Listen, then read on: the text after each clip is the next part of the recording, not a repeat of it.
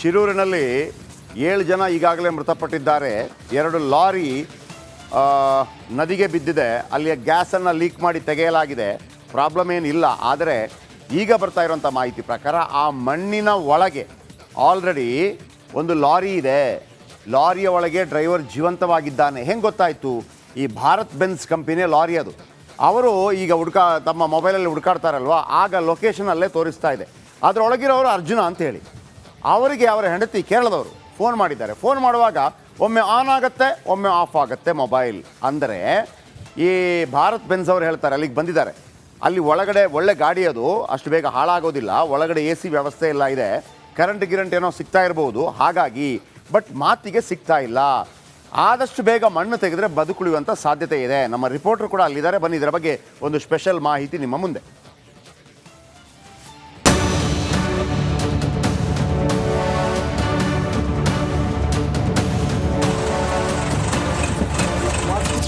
ಅಲ್ಲಿ ಟ್ರಕ್ ಇರುವಂಥದ್ದು, ಆ ಭಾಗದಲ್ಲೇ ಟ್ರಕ್ ಇದೆ ಅಂತ ಕೂಡ ಹೇಳಲಾಗ್ತಾ ಇದೆ.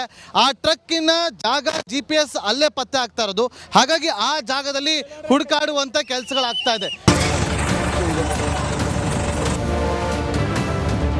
ಬಹಳ ಪ್ರಮುಖವಾಗಿ ಲ್ಯಾಂಡ್ ಸ್ಲೈಡ್ ಆದ ಸ್ಥಳದ ಒಂದು 3-4 ಕಿಲೋಮೀಟರ್ ದೂರದಲ್ಲಿ ಇವತ್ತು ವಾಹನವನ್ನು ತಡೆ ಹಿಡಿದಿರುವಂಥದ್ದು ನೋಡ್ತಾ ಇರ್ಬೋದು. ಯಾವ ರೀತಿಯಾಗಿ ರಾಷ್ಟ್ರೀಯ ಹೆದ್ದಾರಿ 66ರಲ್ಲೂ ಕೂಡ ಭಾರಿ ವಾಹನಗಳು ಕೂಡ ಸಾಲಾಗಿ ನಿಂತಿದೆ. ಕಣ್ಣು ಹಾಯಿಸಿದಷ್ಟು ಕಡೆಯೆಲ್ಲ ರಾಶಿ ಮಣ್ಣು, ಕೆಸರು ಮಿಶ್ರಿತ ಸ್ಥಳಗಳಲ್ಲಿ ಕಾರ್ಯಾಚರಣೆ. ಮಣ್ಣಿನ ಅಡಿ ಸಿಲುಕಿ ನರಳಾಡುತ್ತಿರುವ ಚಾಲಕ ಅರ್ಜುನ್ ರಕ್ಷಣೆಗೆ ಸಾಹಸ.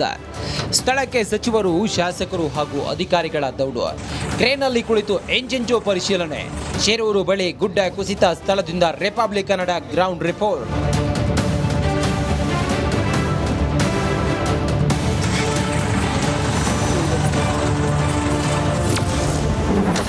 ಅಂಕೋಲದ ಶಿರೂರು ಬಳಿ ಭೀಕರ ಗುಡ್ಡ ಕುಸಿತ. ಲಾರಿ ಸಮೇತ ಮಣ್ಣಿನಡಿ ಸಿಲುಕಿ ಅರ್ಜುನ್ ನರಳಾಟ. ಘಟನಾ ಸ್ಥಳದಿಂದ ರಿಪಬ್ಲಿಕ್ ಕನ್ನಡ ಗ್ರೌಂಡ್ ರಿಪೋರ್ಟ್.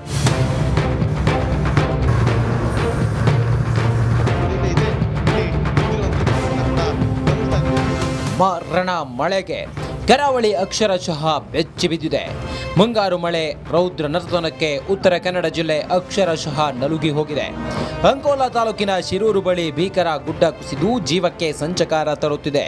ಮಣ್ಣಿನ ಅಡಿ ಲಾರಿ ಸಮೇತ ಕೇರಳ ಮೂಲದ ಚಾಲಕ ಅರ್ಜುನ್ ಸಿಲುಕಿ ನರಳಾಡುತ್ತಿದ್ದಾನೆ. ಚಾಲಕನ ರಕ್ಷಣೆಗೆ ಹರಸಾಹಸ ಪಡಲಾಗ್ತಿದೆ. ಶಾಸಕರು, ಸಚಿವರು, ಅಧಿಕಾರಿಗಳು ಸ್ಥಳದಲ್ಲೇ ಮೊಕ್ಕಾಂ ಹೂಡಿದ್ದಾರೆ. ಘಟನಾ ಸ್ಥಳದಿಂದ ರಿಪಬ್ಲಿಕ್ ಕನ್ನಡ ಗ್ರೌಂಡ್ ರಿಪೋರ್ಟ್ ಮಾಡ್ತಿದೆ. ಮಣ್ಣನ್ನು ತೆಗೆಯೋದು ಅಷ್ಟು ಸುಲಭದ ವಿಚಾರ ಅಲ್ಲ. ಯಾಕಂದರೆ 2-3 ದಿನಗಳ ಕಾಲ ಬೇಕಾಗುತ್ತೆ. ದೊಡ್ಡ ಬಂಡೆಗಳಿದೆ. ಆ ಬಂಡೆಗಳನ್ನು ಅಲ್ಲಿಂದ ತೆಗೆಯುವಂಥ ಕಾರ್ಯಾಚರಣೆ ಏನಿದೆಯಲ್ಲ, ಆ ಕಾರ್ಯಾಚರಣೆ ಇನ್ನು 2-3 ದಿನ ಬೇಕಾಗುತ್ತೆ. ನೋಡಿ, ರಾಶಿ ಮಣ್ಣಿನ ಅಡಿ ಸಿಲುಕಿರುವ ಲಾರಿ ಡ್ರೈವರ್ ಜೀವನ್ ಮರಣ ಹೋರಾಟ ನಡೆಸುತ್ತಿದ್ದಾರೆ. ಲಾರಿ ಸಮೇತ ಮಣ್ಣಿನ ಅಡಿ ಸಿಲುಕಿ ನರಳಾಡ್ತಿದ್ದಾರೆ. ಅರ್ಜುನ್ ಫೋನ್ ಸ್ವಿಚ್ ಆಫ್ ಆಗ್ತಿದ್ದು ರಕ್ಷಣಾ ಕಾರ್ಯಕ್ಕೆ ತೊಡಕಾಗುತ್ತಿದೆ. ನಿರಂತರ ಕಾರ್ಯಾಚರಣೆ ನಡೆಸಲಾಗ್ತಿದೆ.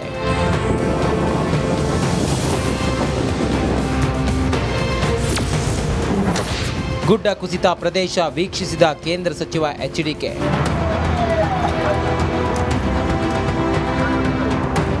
ಶಿರೂರು ಗ್ರಾಮದ ಗುಡ್ಡ ಕುಸಿತ ಪ್ರದೇಶಕ್ಕೆ ಕೇಂದ್ರ ಸಚಿವ HD ಕುಮಾರಸ್ವಾಮಿ ಭೇಟಿ ನೀಡಿದ್ರು. ಜಿಲ್ಲಾಧಿಕಾರಿಯಿಂದ ಪಿನ್ ಟು ಪಿನ್ ಮಾಹಿತಿ ಪಡೆದ್ರು. ಈಗಾಗಲೇ ಸಂತ್ರಸ್ತರಿಗೆ ಪರಿಹಾರ ಒದಗಿಸಲಾಗಿದೆ. ಅವೈಜ್ಞಾನಿಕ ಕಾಮಗಾರಿಯಿಂದ ಗುಡ್ಡ ಕುಸಿದಿದ್ದು ಕೇಂದ್ರದಿಂದ ಪರಿಹಾರ ಒದಗಿಸಲು ಪ್ರಯತ್ನಿಸಲಾಗುವುದು ಅಂತ ಭರವಸೆ ನೀಡಿದ್ರು ಕುಮಾರಣ್ಣ. ಜಿಲ್ಲಾಧಿಕಾರಿಗಳು ನನ್ನ ಗಮನಕ್ಕೆ ತಂದಿದ್ದಾರೆ. ಅವರಿಗೆ ಶಾಶ್ವತವಾದಂಥ ಒಂದು ಮನೆಗಳನ್ನು ಕಟ್ಟಿಕೊಡ್ತಕ್ಕಂಥ ಕೆಲಸ ಆಗಬೇಕಾಗಿದೆ.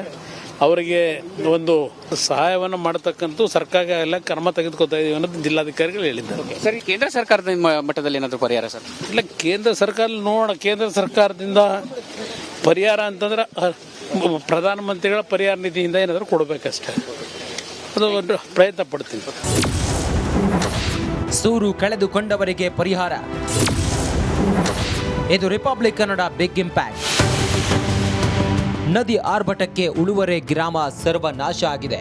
ಸೂರು ಕಳೆದುಕೊಂಡವರಿಗೆ ಸರ್ಕಾರದಿಂದ ಚೆಕ್ ವಿತರಿಸಲಾಯಿತು. ಕೊಟ್ಟ ಮಾತಿನಂತೆ ಸಚಿವ ಶಾಸಕರು ನಡೆದುಕೊಂಡಿದ್ದಾರೆ. 27 ಕುಟುಂಬಕ್ಕೆ ತಲಾ 25,000 ರೂಪಾಯಿ ಚೆಕ್ ವಿತರಿಸಿದ್ದಾರೆ. ಈ ಬಗ್ಗೆ ರಿಪಬ್ಲಿಕ್ ಕನ್ನಡ ವರದಿ ಪ್ರಸಾರ ಮಾಡಿತ್ತು. ಇಷ್ಟು ಬೇಗ ಆಗಲಿಕ್ಕೆ ಇಷ್ಟೆಲ್ಲ ನಮ್ಮ ಕಣ್ಣನ್ನು, ಸರ್ಕಾರದ ಕಣ್ಣನ್ನು ತೆರೀಲಿಕ್ಕೆ ನೀವು ಕಾರಣ ಆಗಿದ್ರಿ. ಅದಕ್ಕಾಗಿ ನಿಮಗೆ ನಾವು ಅಭಿನಂದಿಸ್ತೇವೆ. ಇವತ್ತು ರಿಪಬ್ಲಿಕ್ ಕನ್ನಡ ಬಹಳಷ್ಟು ಐಡಿಯಾಸನ್ನು ಕೊಟ್ಟಿದ್ದಾರೆ. ನಾವು ಸಹ ಅವರ ಒಂದು ಅಡ್ವೈಸ್ ಪ್ರಕಾರ ಹಾಸ್ಪಿಟ್ಲಿಗಿರಲಿ, ಇಲ್ಲಿಯ ಜನರಿಗಿರಲಿ 10,000 ರೂಪಾಯಿ ನಮ್ಮ ವತಿಯಿಂದ ಮತ್ತು ಸಚಿವರ ವತಿಯಿಂದ ನಾವು ಕೊಟ್ಟಿದ್ದೇವೆ. ಅದನ್ನು ಬಿಟ್ಟು ಪ್ರತಿ ಮನೆಗೂ ನಾವು 5 ಲಕ್ಷವನ್ನು ಸ್ಪಾಟ್, ಪ್ರತಿ ಡೆತ್ ಕೇಸಿಗೆ ಸ್ಪಾಟ್ 5 ಲಕ್ಷ ಕೊಟ್ಟಿದ್ದೇವೆ. ಶಿರೂರಿನಲ್ಲಿ ಮಣ್ಣಿನ ಅಡಿ ಸಿಲುಕಿರುವ ಲಾರಿ ಚಾಲಕನ ರಕ್ಷಣೆಗೆ ಕಾರ್ಯಾಚರಣೆ ನಡೆಸಲಾಗುತ್ತಿದೆ. ಕೆಸರು ಮಿಶ್ರಿತ ಮಣ್ಣಿನಲ್ಲಿ ಸಿಲುಕಿರುವ ಅರ್ಜುನನ ಪತ್ತೆಗೆ ತಂಡಗಳು ಶ್ರಮಿಸುತ್ತಿವೆ. ರಿಪಬ್ಲಿಕ್ ಕನ್ನಡ ಬದುಕಿ ಬಾ ಅರ್ಜುನ ಅಭಿಯಾನ ನಡೆಸುತ್ತಿದೆ. Bureau report, republic Kannada.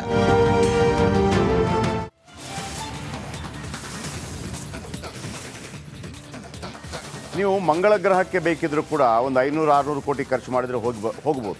ನಾವು ಹೋಗಿದ್ದೀವಿ ಕೂಡ, ಅಂದರೆ ಅಲ್ಲಿಗೆ ಕಳಿಸಿದ್ದೀವಿ. ಇವನ್ ಸೂರ್ಯನ ಹತ್ರ ಹೋಗುವಂಥ ಪ್ರಯತ್ನಗಳು ಇತ್ತೀಚೆಗೆ ಆಯಿತು. ಆದರೆ ನೋಡಿ, ಭೂಮಿಯ ಕೆಳಗೆ ಹೋಗೋದಕ್ಕೆ ಕಷ್ಟ, ಸಮುದ್ರದ ಕೆಳಗೆ ಹೋಗೋದಕ್ಕೆ ಕಷ್ಟ. 1 ಕಿಲೋಮೀಟ್ರ್ ಹೋಗೋಕ್ಕಾಗಲ್ಲ ನಮಗೆ. ಅದೊಂದು ವಿಚಿತ್ರ ನೋಡಿ, ವಿಧಿಯಾಟ.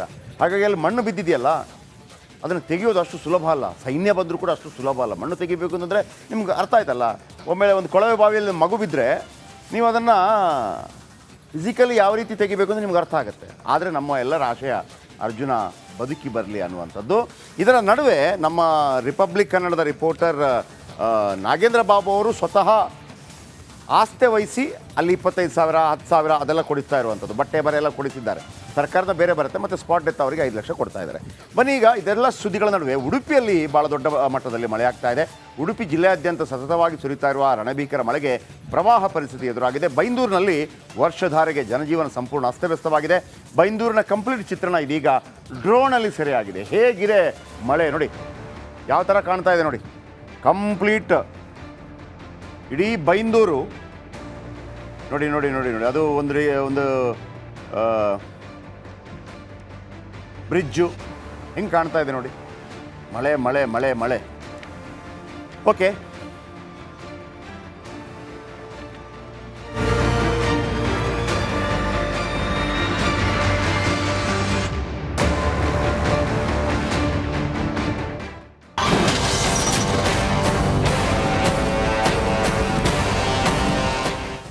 ಈಗ ಶಿರೂರಲ್ಲಿ 7 ಜನ ಮೃತಪಟ್ಟಿದ್ದಾರೆ ಮತ್ತು 2 ಲಾರಿ ಗಂಗಾವಳಿ ನದಿಗೆ ಬಿತ್ತು. ಆಮೇಲೆ ದೊಡ್ಡ ಒಂದು 30 ಅಡಿಯ ಒಂದು ಕಲ್ಲು, ದೊಡ್ಡ ಕಲ್ಲು ಆ ಗಂಗಾವಳಿ ನದಿಗೆ ಬಂದು ಬೀಳುತ್ತೆ. ಆ ನದಿಗೆ ಬಂದು ಆ ಗಂಗಾವಳಿಯ ನದಿಗೆ ಬಿದ್ದಾಗ ಆ ಕಲ್ಲಿನ ರಭಸಕ್ಕೆ ಎದ್ದಂಥ ನೀರಿದೆಯಲ್ಲ, ಸುನಾಮಿ ಥರ ಪಕ್ಕದ 5 ಮನೆಗಳನ್ನು ಕೊಚ್ಕೊಂಡು ಹೋಗುತ್ತೆ. ಅಲ್ಲಿ ಪಾಯ ಬಿಟ್ಟರೆ ಬೇರೇನು ಕಾಣ್ತಾ ಇಲ್ಲ. ಈಗ ಅಲ್ಲಿಗೆ ಭೇಟಿ ಕೊಟ್ಟಿದ್ದಾರೆ ಕುಮಾರಸ್ವಾಮಿ ಅವರು ಭೇಟಿ ಕೊಟ್ಟಿದ್ದಾರೆ. ಇವತ್ತು ಸದನ ಇಲ್ಲ, ರಜಾ. ಅಲ್ಲಿ ಉಸ್ತುವಾರಿ ಸಚಿವರಿದ್ದಾರೆ, ಶಾಸಕರಿದ್ದಾರೆ. ಅದು ಬಿಟ್ಟರೆ ಬೇರೆ ಯಾವ ಮುಖ್ಯಮಂತ್ರಿಗಳೆಲ್ಲ ಭೇಟಿ ಕೊಡಬೇಕಾಗಿತ್ತು. ಈಗ ಕುಮಾರಸ್ವಾಮಿ ಕೊಟ್ಟಿದ್ದಾರಲ್ಲ, ಒಂದು ರೀತಿಯಲ್ಲಿ ಪುಕ್ಕು ಶುರುವಾಗಿದೆ ಎಲ್ಲರೂ ಕೂಡ. ಅವರು ಭೇಟಿ ಕೊಟ್ಟುಬಿಟ್ರು ಅಂತೇಳಿ ಅದನ್ನು ಡಿ ಕೆ ಶಿವಕುಮಾರ್ ಕೇಳಿದಾಗ ಡಿ ಕೆ ಶಿವಕುಮಾರ್ ಹೇಳಿದ್ರು, ಏನೋ CRPF ತಂಡದೊಂದಿಗೆ ಬಂದ್ರಾ, ಸೈನ್ಯದೊಂದಿಗೆ ಬಂದ್ರಾ, ಹಂಗೇನು ಬಂದಿಲ್ಲಲ್ವಾ ಅಂತೇಳಿ ಒಂದು ರೀತಿಯಲ್ಲಿ ಒಂದು ಉರಿ ಹೇಳಿಕೆಯನ್ನು ಕೊಟ್ಟಿದ್ದಾರೆ. ಬನ್ನಿ ಅದರ ಬಗ್ಗೆ ಒಂದು ರಿಪೋರ್ಟ್ ನಿಮ್ಮ ಮುಂದೆ.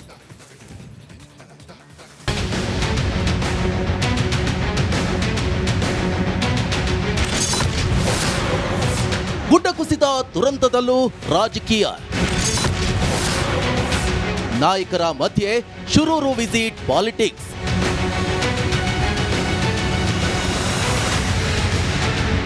ಉತ್ತರ ಕನ್ನಡ ಜಿಲ್ಲೆ ಅಂಕೋಲಾದ ಶಿರೂರು ಬಳಿ ಗುಡ್ಡ ಕುಸಿದಿದೆ. ಒಂದ್ ಕಡೆ ರಕ್ಷಣಾ ಕಾರ್ಯ ನಡೆದಿದೆ. ಈ ಮಧ್ಯೆ ರಾಜ್ಯದ ನಾಯಕರ ನಡುವೆ ವಿಸಿಟ್ ಪಾಲಿಟಿಕ್ಸ್ ಪ್ರಾರಂಭವಾಗಿದೆ.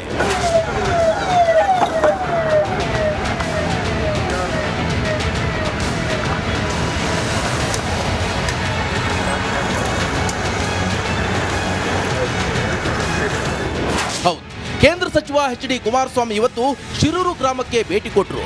ದುರಂತ ನಡೆದ ಸ್ಥಳದಲ್ಲಿ ಪರಿಸ್ಥಿತಿ ಅವಲೋಕನ ಮಾಡಿದ್ರು. ಗುಡ್ಡ ಕುಸಿತ ಪ್ರದೇಶ ವೀಕ್ಷಿಸಿದ ಕುಮಾರಸ್ವಾಮಿ ಜಿಲ್ಲಾಧಿಕಾರಿಯಿಂದ ಮಾಹಿತಿ ಪಡೆದರು.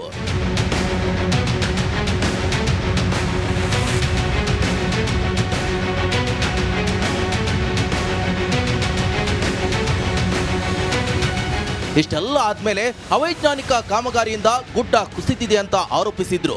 ಕೇಂದ್ರದಿಂದ ಪರಿಹಾರ ಒದಗಿಸುವ ಪ್ರಯತ್ನ ಮಾಡ್ತೀನಿ ಅಂದ್ರು.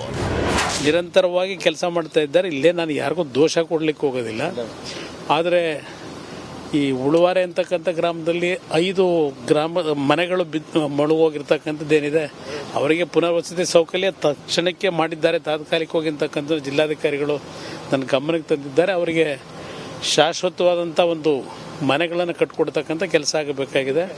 ಅವರಿಗೆ ಒಂದು ಒಳ್ಳೆಯ ಒಂದು ರೀತಿಯ ಒಂದು ಸಹಾಯವನ್ನು ಮಾಡತಕ್ಕಂಥ ಸರ್ಕಾರ ಎಲ್ಲ ಕ್ರಮ ತೆಗೆದುಕೊಳ್ತಾ ಇದೀವಿ ಅನ್ನೋದು ಜಿಲ್ಲಾಧಿಕಾರಿಗಳು ಹೇಳಿದ್ದಾರೆ. ಇನ್ನು ಕುಮಾರಸ್ವಾಮಿ ಭೇಟಿ ಬೆನ್ನಲ್ಲೇ ಸಿಎಂ ಸಿದ್ದರಾಮಯ್ಯ ಅಖಾಡಕ್ಕೆ ಇಳಿದಿದ್ದಾರೆ.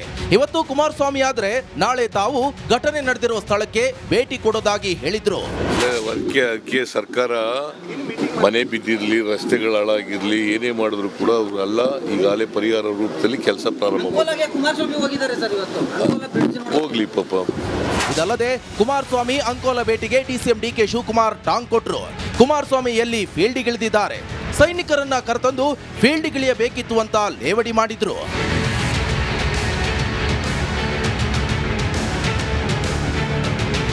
ಒಟ್ನಲ್ಲಿ ಜನರು ಒಂದ್ ಕಡೆ ನರಳ್ತಾ ಇದ್ರೆ ಭೇಟಿ ನೀಡೋದ್ರಲ್ಲೂ ನಾಯಕರು ರಾಜಕಾರಣಕ್ಕೆ ಇಳಿದಿರೋದು ಮಾತ್ರ ವಿಷಾದನೀಯ. Bureau report, republic Kannada, Bengaluru.